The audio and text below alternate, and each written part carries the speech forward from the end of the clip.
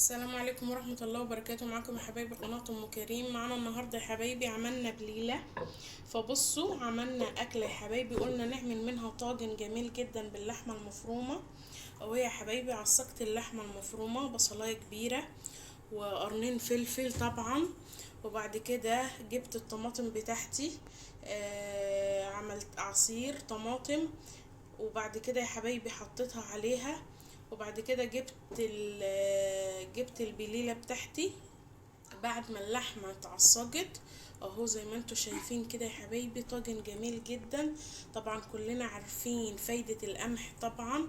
جميل، قمح بلدي جميل جدا يا حبايبي. بصوا جميل ازاي عامل يا حبايبي. فقلت اعمل اكلة منه مفيدة وجميلة، وادخل كده الغذاء كامل متكامل للاولاد. بصوا زي ما انتوا شايفين كده يا حبايبي.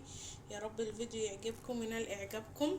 بصوا اهو هنحطها في الطاجن بتاعنا كده. بصوا طاجن جميل جدا يا حبايبي، طاجن اهو. بصوا اهو جميل يا حبايبي زي ما انتوا شايفين كده. وحتت اللحمة اهي، حتت لحمة مفرومة اهو. بصوا يا حبايبي اهو جميل جدا. طبعا فايدة القمح نسبة عالية جميلة اهو، مغذية للكبار وللصغيرين يا حبايبي، حاجة جميلة جدا. ونزين الطاجن بتاعنا قبل ما ندخله كده. بسم الله اهو. اهو يا حبايبي كده كده تزيين خفيف خالص كده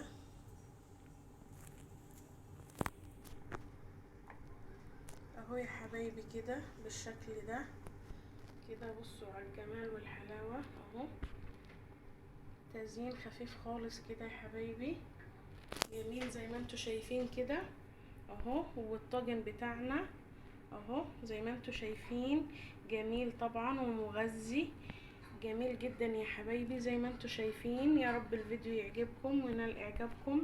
ما تنسونوش في لايك وشير واشتراك في القناة عشان يوصلكوا كل جديد.